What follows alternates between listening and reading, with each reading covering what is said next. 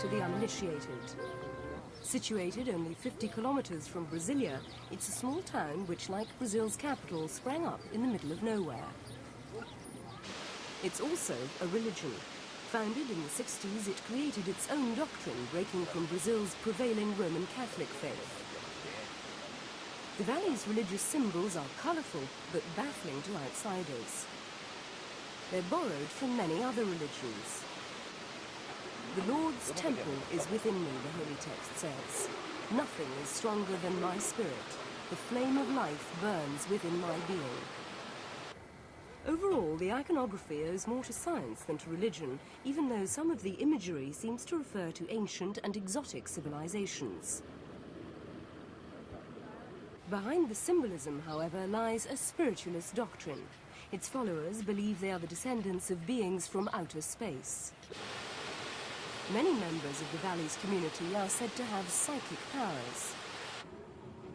They all wear uniforms, each according to his or her status within the faith. They believe that more than 30,000 years ago, spaceships landed on Earth. The beings that stepped out passed on the knowledge which underpinned the great civilizations.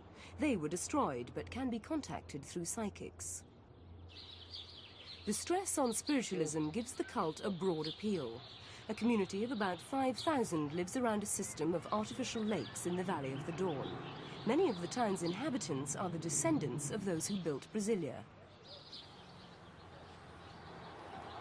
While the children enjoy the simple pleasures of life, their parents work for the hotel and shops that fund the religion.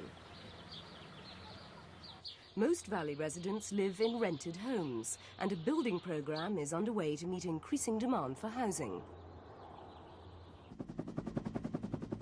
The country's capital is only a 25-minute car ride away.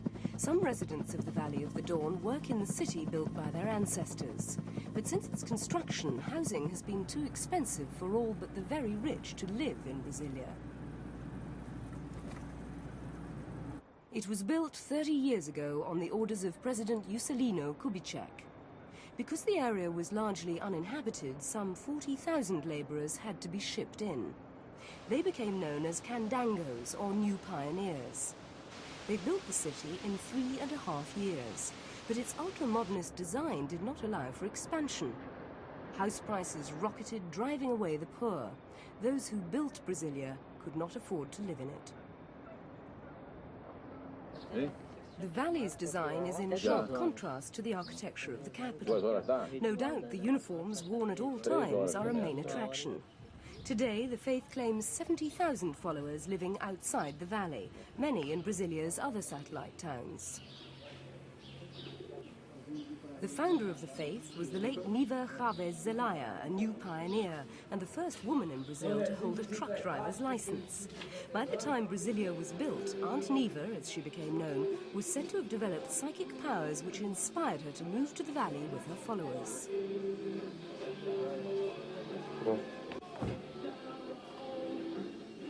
Their descendants also say they've acquired psychic powers, which they claim will help the community develop into a great civilization. According to local doctrine, a catastrophe will destroy most of the world before the end of the century. Brasilia will then become a great center of civilization, the Rome of the third millennium. In the meantime, those who wish to join the community are free to do so. After an induction period, they will progress through the ranks towards the top role of First Master, currently held by the 74-year-old husband of the late founder.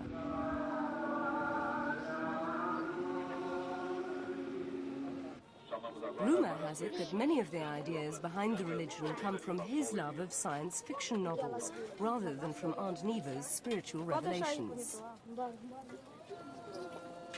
However, the Valley's faithful pray that her predictions may come true. They believe the day will come when they can return to Brasilia, the capital that rejected them. A team of seamstresses works full-time to clothe members of the community. Every day they're busy making, altering, mending and updating uniforms for all ranks in the hierarchy. To the untrained eye, some of the costumes seem to come straight out of a futuristic fairy tale.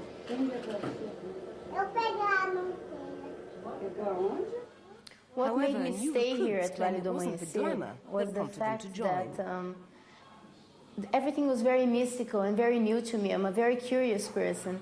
And because I'm very static, in the beginning, I felt that I should discover more about it. And the contact with the people, the contact with the spirits that are here, the contact with the place itself, which sheds a lot of energy, made me stay here. Sonia Limos is a translator for Brazil's intelligence agency. Like many new converts, she works in Brasilia but spends her spare time here. Worship consists of several services each day. Most members attend at least one at which the congregation is purged of bad spirits. Some rituals are close to those of the Roman Catholic faith. Here, the participants are drinking wine. It's meant to represent God's blood, as in the Catholic faith, which the Valley rejects. The rejection is part of a general trend in Brazil. Recent findings suggest that 20% of the country's Catholics have lapsed in the past decade. The main annual ceremony, held on May the 1st, attracts up to 50,000 people.